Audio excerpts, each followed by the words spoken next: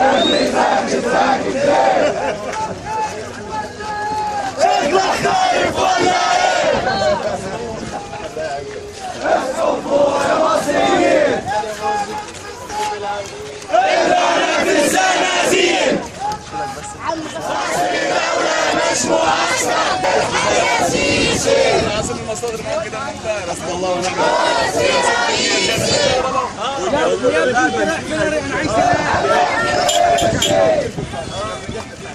اللي ما بتفهمش